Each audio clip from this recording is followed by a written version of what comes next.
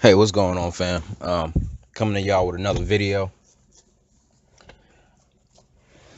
I wanted to talk about this Facebook live torture incident, and sorry, guys, I didn't come out with a video as soon as it popped. I was planning on it, but I got busy and I didn't ended up finishing the video that I wanted to do. So I know I'm a couple of days late, and there's probably a lot of videos already out on this. But as far as I've listened to, I've only heard one or two people really say the things that or say something similar to the things that I'm about to say about this story. And so, first of all, family, let's just get started. For those of you who don't know, but I'm pretty sure everybody does in these days after the incident, four black teenagers were kidnapped. I'm not even gonna say kidnapped. I'm gonna say captured because I don't believe he was kidnapped. But they allegedly, let me just say that, allegedly captured him and hazed him. They didn't torture him, although that's what the white supremacist media is saying, that they tortured him and said racial slurs, none of which happened. Okay? First of all,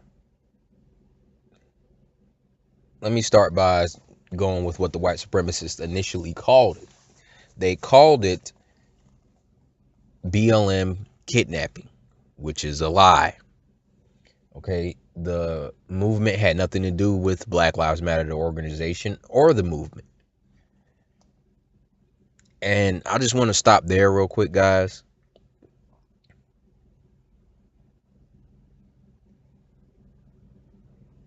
Black Lives Matter is a code word for all black people. Let's understand that. There's an actual organization called Black Lives Matter, which is controlled, funded, and sponsored by suspected white supremacists.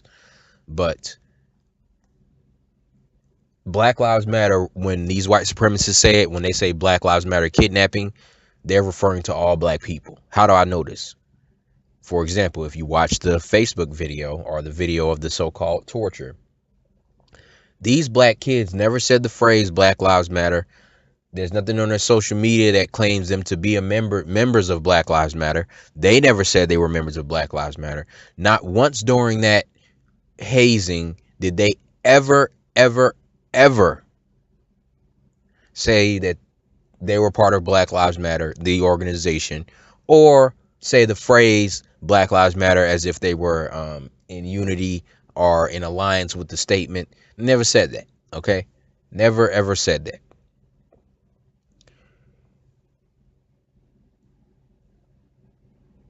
So, why were they being called or told that they are part of Black Lives Matter? What we have to understand, family, is that the white supremacists use code words for black people, and they've been doing this for a very long time. Ever since they just couldn't, ever since it began, I would say the civil rights movement, when they began to not be able to it became a little bit taboo to say nigga out in the street at the genesis of that.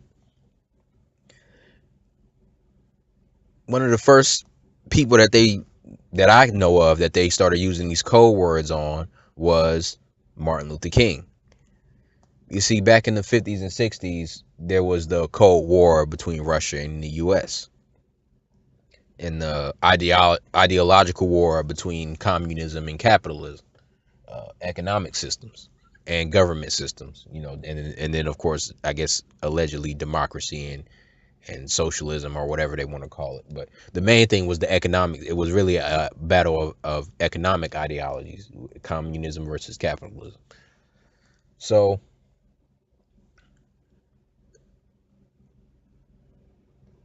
communism was seen as something that is an enemy of America. And what you have to understand is, in this video, I'm gonna go into a lot of white supremacist psychology, because it's key to understanding white supremacists and understanding how to deal with them, so that we as black people as a group can begin to navigate our way out of this system of white supremacy and into a system of justice. So anyway, back to the topic. Communism was seen as an enemy of America. And to the white supremacists, in their mind, America and whiteness are one and the same. So what they will do is they will take things that are seen as enemies of America, and if black people within America are challenging white supremacy, they're no different than the foreign enemies. You got to understand that. Like, even when I was in the military, we had to take a pledge: we will defend against all enemies, foreign or domestic. So understand that the white supremacists are very prepared for a domestic threat. Okay, and they're very prepared to see it the same way they see it a foreign threat. Hell, we had a civil war in this country. So that's not beyond their mind frame to see black people as enemies. And as a matter of fact, I want to be very clear, they do see us as enemies, and I'm going to go into that more later in this video. But I just want to make the point right now, to be clear, that certain words are synonymous with the white supremacists. And anyway, back to Martin Luther King, what I was saying about him. Martin Luther King, and what I was saying about all this, Martin Luther King was called a communist. Okay, Martin Luther King had nothing to do with communism. Martin Luther King was part of no communist socialist groups. Now, he was a little bit of a socialist, but he wasn't no big time communism activist, nor a secret communism agent. Yet the white supremacists who didn't like him kept calling him a communist. You want to know why? Because he didn't wanted to take down white supremacy. White supremacy in America are as much the same thing to them, and they are the same thing, to them.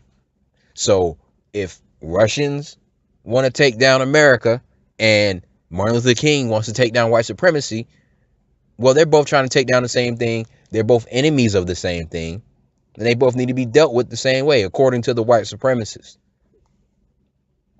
That's what you have to understand.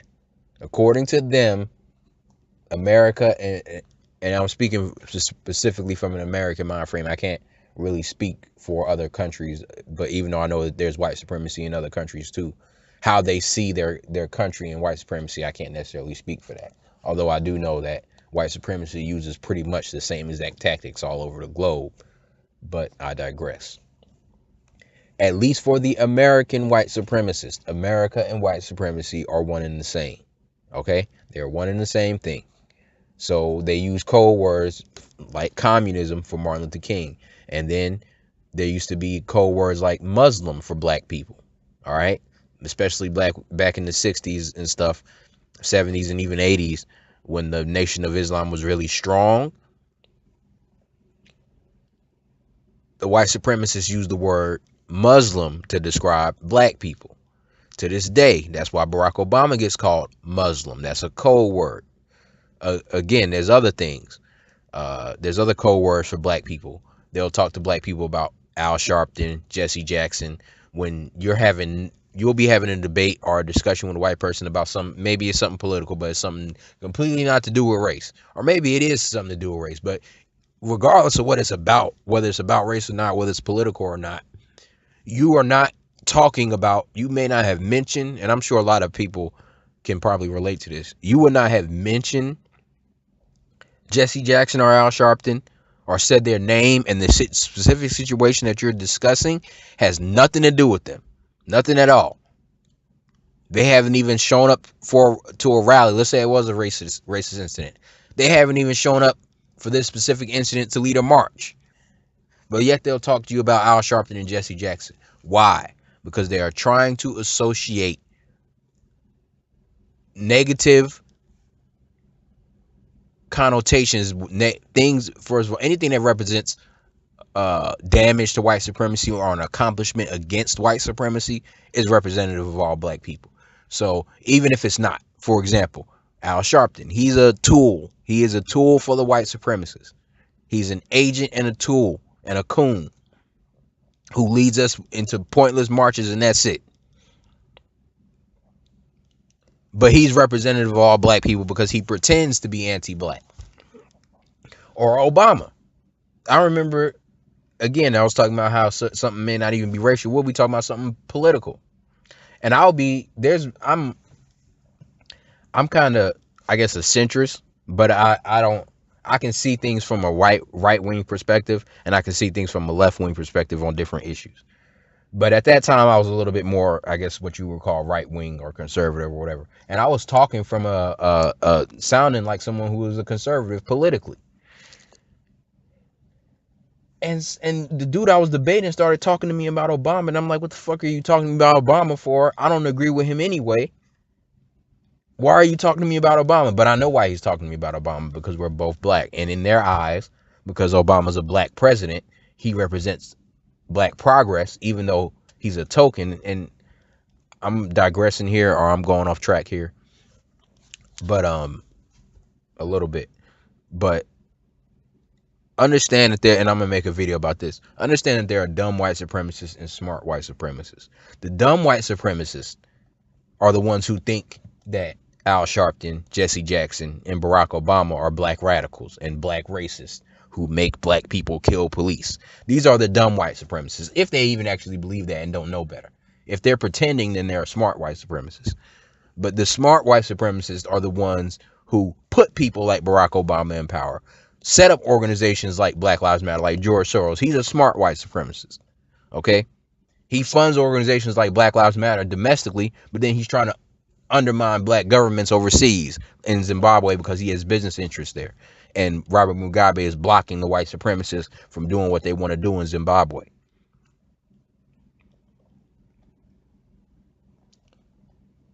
So understand that there's smart white supremacists and dumb white supremacists. Dumbass white supremacists who ain't in charge of shit, but they can still perpetuate white supremacy mainly through violence, and then the police state will protect them. And they also benefit off white supremacy, but they don't run it. They don't have the power to put up tokens like the smart white supremacists do. So their dumbasses think that Obama being president or Al Sharpton saying he doesn't like racism is somehow the leader of black radicalism and is the epitome of black racism. Which these guys are not racist at all. They love white people. I just, when they say that stuff about those guys, I just imagine if they had ever seen Khalid Muhammad or any of these other guys who were really, like, for example, I'm a fan of Tariq Nasheed, for example. Tariq Nasheed is very mild. All right. He's nowhere near the severity of a Khalid Muhammad, for example. But they call him big time racist all day, and he's gone out of his way to clarify he's not talking about. I know some people who will say that all white people are indeed racist. That genuinely believe that white people are grafted. That genuinely believe that white people are something non-human. Okay? And if they won't say that, they'll at the very least say that all white people are racist. And I'm not saying and no. So I know a couple of people like that. I've believed some of those things in the past, and I still wonder about them when I look at the system of white supremacy. I still wonder if they're true.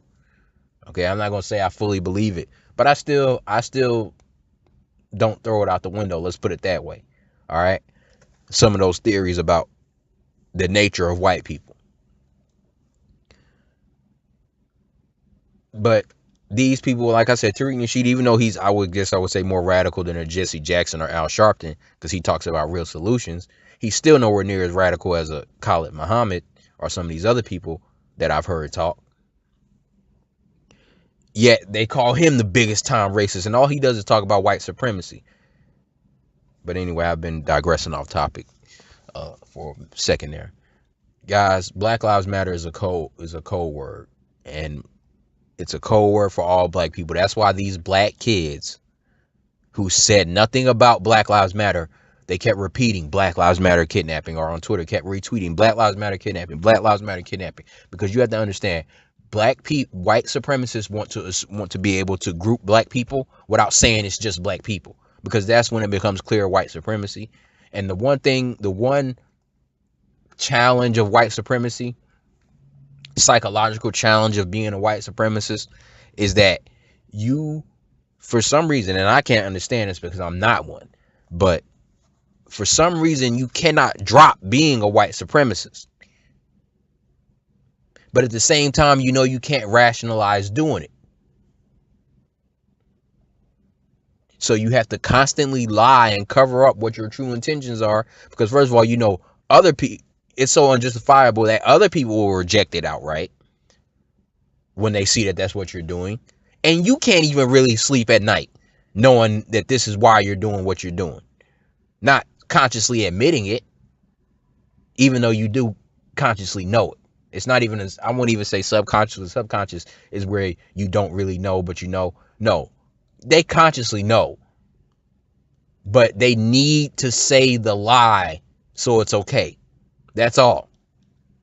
They know what they're doing is white supremacy, but they need to say the lie. For some reason in white supremacy, the lie is so key to sleeping at night, even if it's completely untrue and ludicrous. And I'm going to get into that. So understand that's why they, and I was giving examples how they code up with black people. These names: Jesse Jackson, Al Sharpton, Muslim, even in the past, communist, liberal. These are code words for black people. Okay? If certain people became popular enough, like Tariq, I was talking about Tariq Nasheed. If he became popular enough, he would become a code word for black people.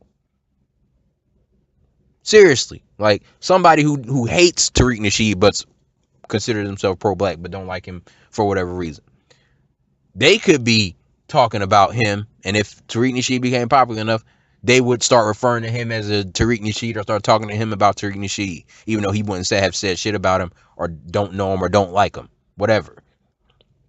Right? Because they use code words for all black people. That's why these kids never said Black Lives Matter, but they were still part of Black Lives Matter. Now let's get on to the incident. At the very worst, this was a hazing, okay? Nobody was hurt or killed or raped. I can give you countless stories, starting with the obvious case that a lot of people know about, where the 3 white kids raped the black boy. Now, none of these suspected white supremacists had any outrage for that incident. Nobody went out of their way to make sure that that was called a hate crime.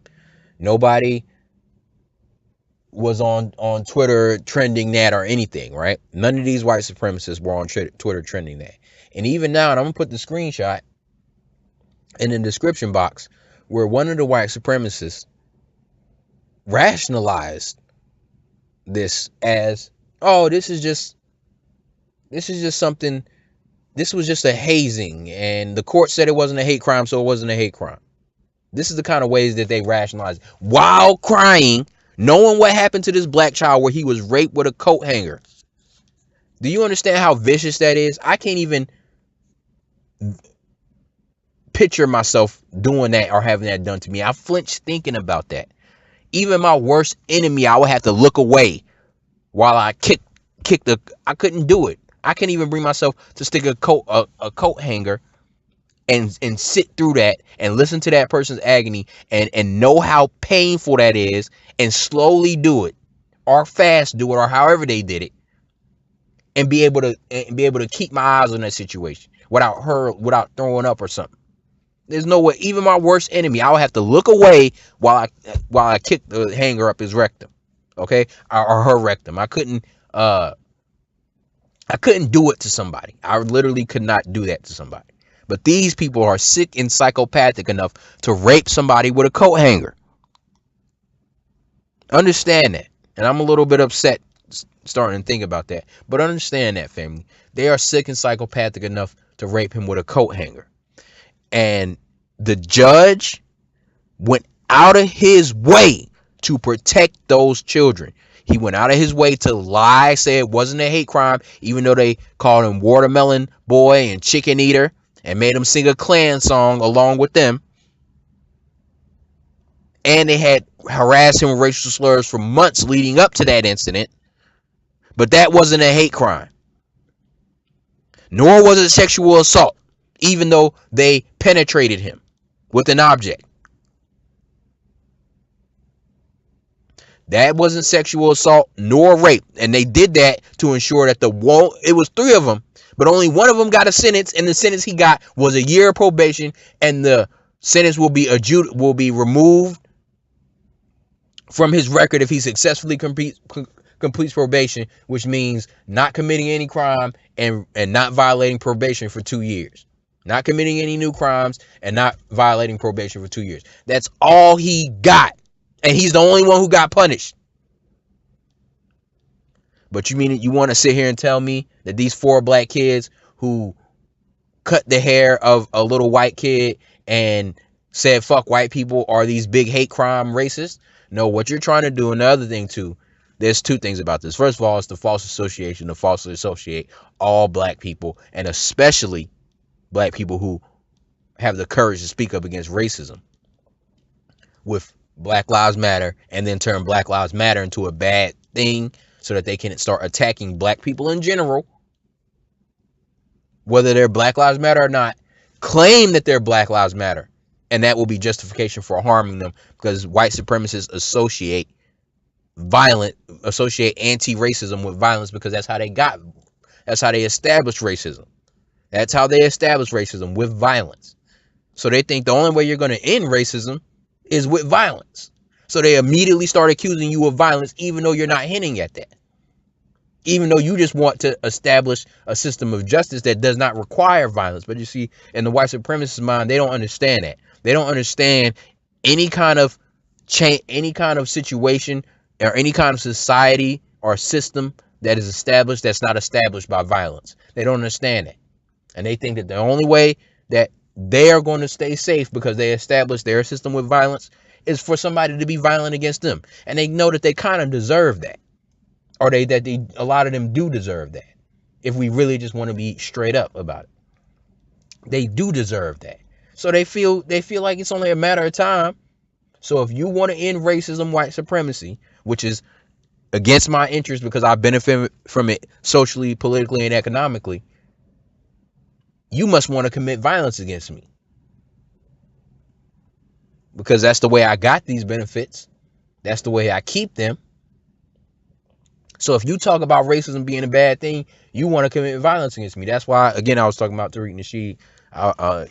There's a lot of examples I can draw from him, because I see him getting harassed by the white supremacists constantly. Another thing they lie and say is that he's calling for a race war. This race war, even Tucker Carlson, if you watch that video, he said this race war stuff you're talking. I see people tweeting him talking about, stop talking about this race war stuff. Not once in all of his videos, and I haven't listened to every single video he's ever made, but you can listen to a lot of, he's got over, all his stuff is on his website and on YouTube. Mac Lessons Radio and Tariq Radio are on YouTube, and he's got over like 400 something podcasts, plus his lectures, plus he's got publicly recorded, plus his bi-weekly shows.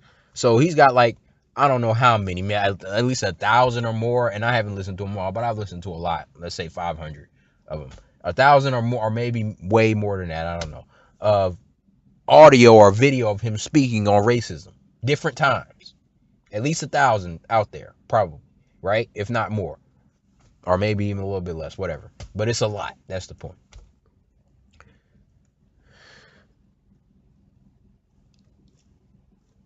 I'm telling you that you will be hard pressed, if not impossible. As a matter of fact, I'm going to say it's impossible for you to find any audio of Tariq Nasheed calling for a race war, for saying that.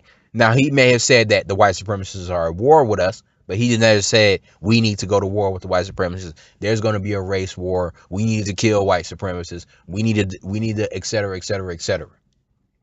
The most he said is that white supremacists are at war with black people, and they are. And I'm going to continue to illustrate that as I finish this video. So why are white supremacists, just because he says that we live in a system of white supremacy, you're calling for a race war? Why? Because you're exposing the truth about the system we live in. And if enough people realize that this is an unjust system, they just might want to end it. And the only way we can fathom them ending it is the way it started, with violence. So when you say that you're letting us know, to the white supremacists, they're saying you're letting us know that you want to commit violence against us. So we're going to call you out for that. We're going to tell you that you're a violent person before we commit violence against you.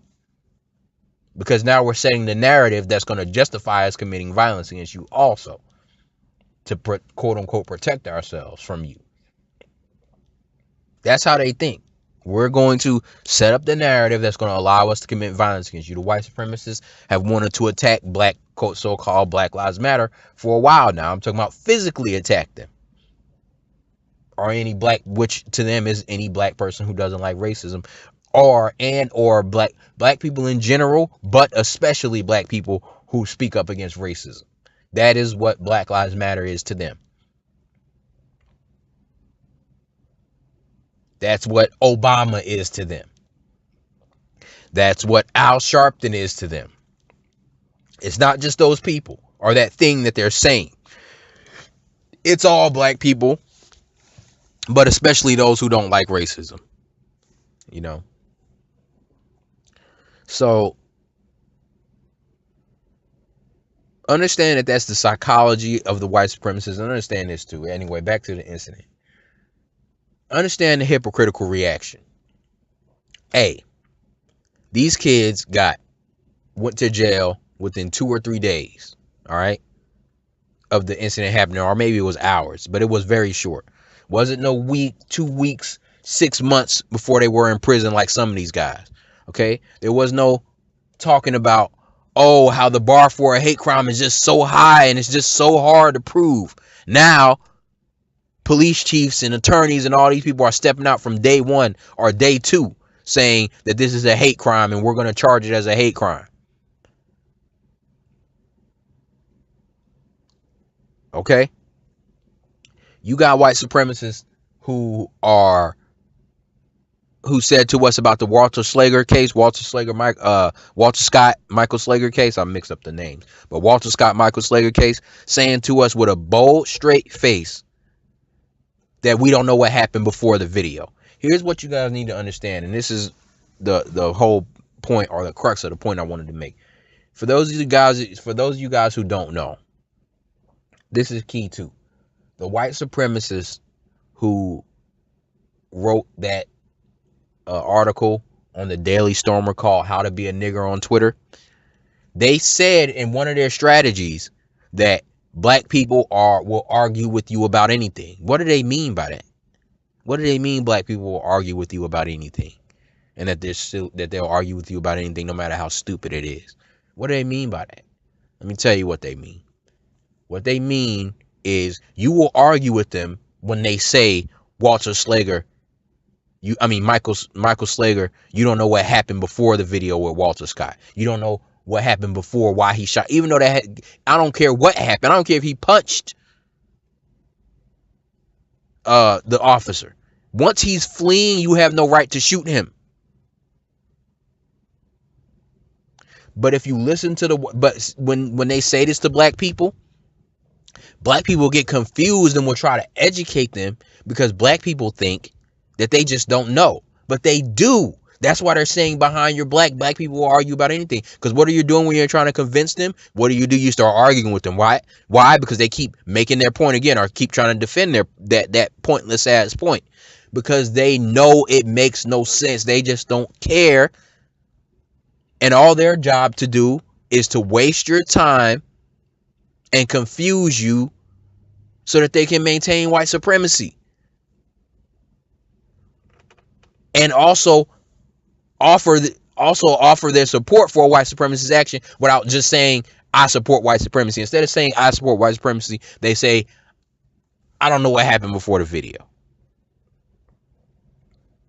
But none of these things were said about those black kids. With Dylan Roof, they made sure to get in the family's face and ask them if they forgive. And all these other people, get in the family's face. Eric Garner, get in the family's face. Ask her if she forgive. Everybody. Trayvon Martin. I can name it, name after name. Get in the family's face. What's the guy up in Charleston? Keith Scott. Get in the family's face. Ask them if they forgive. Mike Brown, Freddie Gray. Do you forgive? Do you forgive? Do you forgive? Nobody jumping up in the white people's face. What about forgiveness?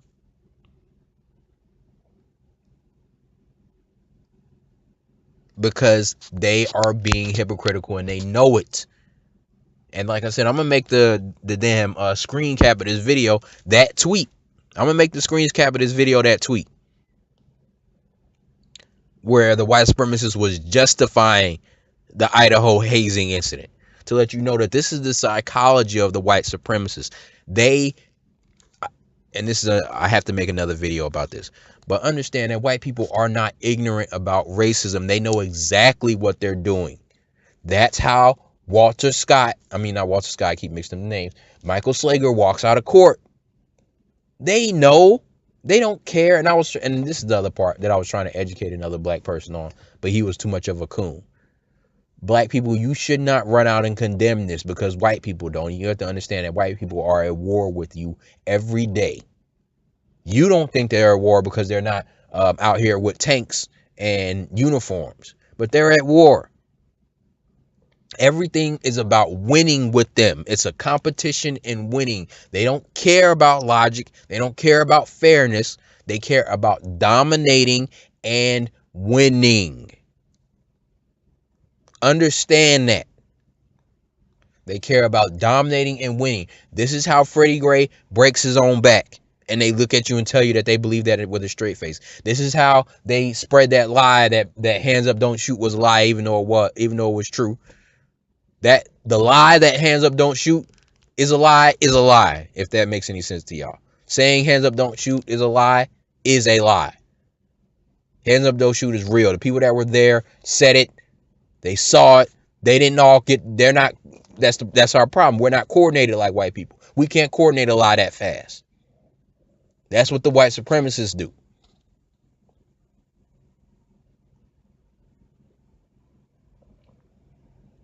They coordinate lies that fast. We don't coordinate lies. It's not in our nature. Understand what the white supremacists are doing. They are saying to you and I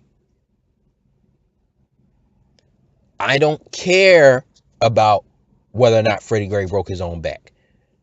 The system of white supremacy shows that I need to be able to show you that I can do this and get away with it, and there's nothing you can do about it.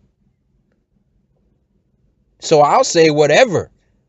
Now, of course, I can't say it to you because I've said it in other videos. If the white supremacists come out that bold, as deep as the coon seed is in black people, they'll start to say, okay, look, somebody got to go. As I've said in other videos, somebody got to go. One of us got to go. But you're not going to keep on doing this to us. So the white supremacists know. And that's the thing. White supremacy is strange because it's extremely strong. But at the same time, it's extremely fragile if you don't do the right thing. It can fall apart and you can be punished for it. And that can begin to be the end of white supremacy if you're not careful about it.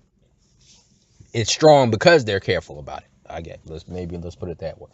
Because they understand that it's fragile, so they protect it to make it strong. Anyway, I'm rambling a little bit again. But family, do not condemn this Black Lives Matter situation. Do not condemn it. Why? Because the white supremacists go out of their way to not condemn blatant racist actions. And y'all just live with it. And then y'all just live with it when not only do the people fail to condemn, but then they walk free in court. And then you're surprised. Well, you couldn't even get the social climate to condemn this. You can't even get people to condemn these murders of black people, whether it's by a vigilante or a cop. And then you're surprised when they walk free. But then these white supremacists get in your face and make you apologize and condemn, which is what it is. It's an apology to white people. I ain't part of that. No. Just like white people show a united front, you need to show a united front. All of this, we're going to show them a better way. We're going to show them the right way to handle this kind of situation so that they'll know how to do it. No, we've been trying to show them the right way to handle this kind of situation. And they still don't do the right thing. That's why Michael Slager walked out of court free on your ass. The guy the female who killed Terrence Crutcher, she's walking free. I guarantee it. Come back to me in a year when she walks free. That's another thing too. I bet you these kids' case don't take no 2 or 3 years. And if it do, they're not getting bail. But these white supremacists who murder people get bail, walk free for 2 or 3 years, come back to court, and 9 times out of 10, they still don't go to jail. But y'all are going to sit up here and And I'm kind of thinking about the idiot that I was debating on Twitter. Y'all gonna sit up here and condemn and say, we gotta show them the right way. We gotta show them how to do it. You know what they're thinking when you do that, black people? You know what they're thinking when you sit up there and condemn a freaking hazing, when they won't condemn hate crimes that weren't called hate crimes, rapings with coat hangers, when they try to get you to condemn something while they won't condemn it themselves, they think you're a gullible dumbass. And they're right. Black people as a race are gullible as fuck and dumb as fuck. And that's what justifies these white people thinking, man, these niggas do deserve to be subjugated. Because all we got to do is say some bullshit ass lie, be openly hypocritical, and they'll fall for it every time. All we got to do is pretend to be nice while all of our actions show that we're white supremacists. But all we got to do is pretend that we don't know no better and then be hypocrites with their ass. And they're too cowardly to do what we're willing to do, which is look at a fucking murder or a crime or a hate crime or whatever it is, in this case, a fucking kidnapping, and say, I don't give a fuck. Just like they're saying, I don't give a fuck. Because what this represents is more important than whether it's right or wrong. And that's what y'all need to understand. What this so-called kidnapping represents is more important than right or wrong. And whether we like it or not, the white supremacists are at war with us. That's why things that make no sense all of a sudden make sense with racism. That's how people run through bullets. That's how Mike Brown became the son of Luke Cage and started running through bullets to charge Darren Wilson. Because it's about winning and domination, whether you like it or not. And if you refuse to play the game, then you're intentionally losing the game. Because you refuse to play the game and you run around here, are you so-called call yourself refusing to play the game? But refusing to play the game will not say anything. But no, you got to go out here and condemn people. Because you don't understand that you're in a war with people who are at a war with you, whether you like it or not. And you condemning black people is a signal to them that, hey, we can show black people that, hey, you can't do what we do. We can enforce our way through terror and violence. And I'm not saying that black people should go out and try to get justice through terror and violence, because we don't have the capacity to do so. Not on a mass scale, because we don't have the weaponry that white supremacists do. All right, now we don't have fighter jets and stuff like that. I was in the military. I seen them things firsthand. From what I know, black people don't have nothing like that. We don't got no fighter jets. All right, let's just be real. All right. So I'm not saying that we should go out and commit terrorism and violence, but I'm saying that to the white supremacists, what they're saying is that you better not. And we're going to show you that if any black person does, what we're going to do is, and not that what they do, but if they do what we do, that's all I'm saying, is that what they're saying is that if you do what we do, which is terrorism and violence, other black people won't support you. Not only they won't support you when we take you out. So this is a signal to all black people. Don't do it, because other black people won't support you when we railroad you. Not only that, but we need to create the false equivalence in our minds, the false association of equal racism, even though that's a complete, but that's the other thing that white supremacists need to maintain white supremacy, is to continue the false equivalence that racism is something that everybody does, and it's not. It's only something that the white supremacists do. Black people have no power to mass incarcerate, gentrify, economically disenfranchise, underemploy white people. Let's look at all the stats. Black people have worse education as a group, higher incarceration, almost double unemployment, always have had almost double unemployment, Obama or not. Wealth gap, all of this stuff. So either black people are inferior to white people or there's systematic racism. There's no way around that. There's no way around that. And understand that when white people pretend that they don't understand racism, they are pretending. They are pretending.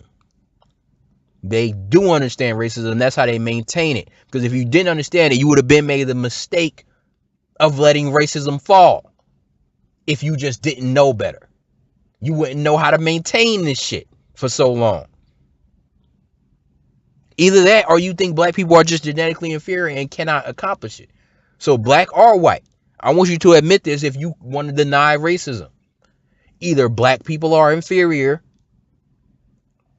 or there's a system of white supremacy. And if a white supremacist admits that, then they're just admitting that they're white. If they admit that, but they think that just black people are just inferior, well, they're just telling you that they're a white supremacist. I'm white and I think I'm superior and you're inferior. That's why you can't. That's why y'all's wealth gap, y'all can't close the wealth gap or get your unemployment levels at the same rate as ours, or get your abortion rates down to ours, or get your home ownership rates up to ours, or anything like that, or get your business ownership rates up to ours. I can go through just about damn near every stat of progress that you can name, and black people are still lacking in it. So either it's because of our natural inferiority, or it is a system of white supremacy. And for those of you who don't believe in our natural inferiority, here's what you need to understand about the system of white supremacy. Something that sophisticated is not done by accident. The level of coordination of lies, Michael Brown running through bullets, these same white supremacists who are engineers, who build buildings, who are doctors, who run society, you want to tell me are not smart enough to understand that Michael Brown can't run through bullets? That they can't understand that a police officer is not allowed to kill somebody after they no longer pose a threat, even if they did once pose a threat? You mean to tell me that they don't understand that, but they have job making 6 figures a year, but they can't understand that? No, they are playing with you, and they see you as a dumbass or a bitch, a punk ass bitch, when you condemn, and they won't even condemn fucking Walter Scott or this kid getting raped by a coat hanger. So anyway, family, I've been going on for a minute. It's been 40 something minutes. I know it's been a lot of rambling, but hopefully y'all stuck with me through the video. Listen, when a white supremacist comes up to you asking you about this so-called Black Lives Matter killing, or not killing, but kidnapping, listen, you say, I don't have all the evidence. And think about what they say to you when a police officer is shot or killed. I mean, a police officer shoots or kills somebody, or some vigilante does it.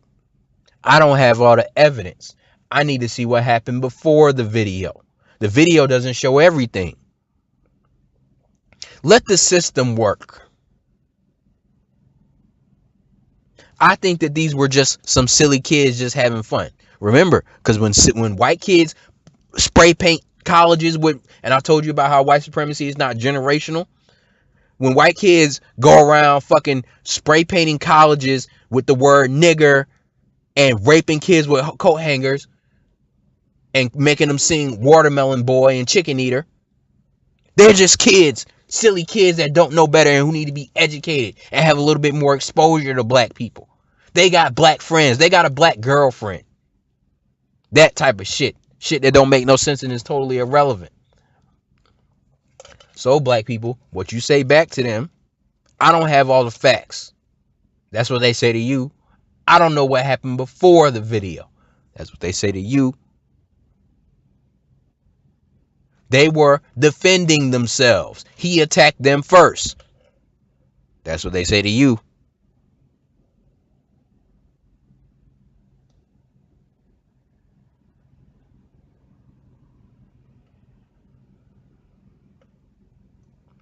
And if you sit up here and I'm saying, and if you don't have the courage to say that, family, just say, I ain't got nothing to do with it.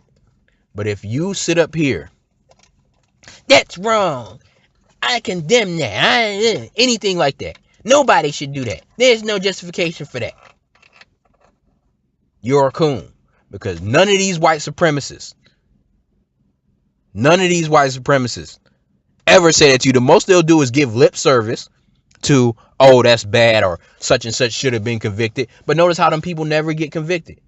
When white people want something to happen, it happens. Trust me. And when they don't want something to happen, it don't happen. For example, if white kids were getting locked up for marijuana the way black kids were, it would stop. You know how I know? Because when white kids started getting hooked on meth and heroin, how did they respond? Oh, treatment centers, not mass incarceration. With you, oh, I wish Michael Slager would have gotten convicted, but he don't, and they don't ever do anything to ensure that he does. They don't ever call for an indictment of a rogue prosecutor who put criminals on the jury. They don't ever call for none of that. The only thing they'll do is give you, oh, I feel bad. So the most you do is not now because it's too critical, but maybe in a couple of years, if they're talking about some so-called black racism, oh, well, that's bad. That's the best they'll give you. Black people, do not condemn the Facebook Live incident. Either it had nothing to do with you or you give some of the bullshit ass excuses they gave you. Well, they tied him up because they thought if they let him out, he was going to keep attacking them. That's what they say about Walter Scott. Oh, Walter Scott was running. He shot Walter Scott while he was running because he thought he might double back around for a sneak attack. So that's what you say to them. Hey, or what's the other thing that they do? Start digging up the victims' so-called criminal history, even if it's non-existent. I want to know what kind of criminal history this kid had. I want to know if he's ever been suspended from school like they did with Trayvon Martin. I want to know all that. Or like Mike Brown, where they put a picture of another fat kid who wasn't Mike Brown but was in a gang, another fat black kid, and claimed that was a picture of Mike Brown pointing a gun at the camera. Find some fake ass pictures of this white kid in Klan uniforms, or find pictures of another white kid in a Klan uniform and say it was him. That's what the white supremacists do to us, and they did that with Trayvon. Found pictures of other black kids online and said it was Trayvon. And a lot of those were quickly debunked. Or they photoshopped Trayvon's head on some other black, so-called black gangster pointing at the camera or doing some kind of gangster pose, right? Find some photoshopped ass pictures and photoshop his face on some Klansmen and say, oh, look, we dug up his past. Or, oh, he's been suspended from school. Oh, this, that, and the other. This is why it was justified to do that to him.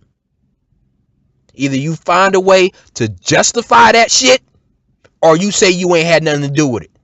But you do not condemn it, black people. Do not condemn it. You are a coon and you are undermining black society, and those white supremacists are looking at you as a gullible fool when you condemn it, and they don't. So anyway, family, I've been rambling for a while. Long video. Hopefully y'all stuck with me through it. Peace and power. I'll be with y'all for the next video. Out.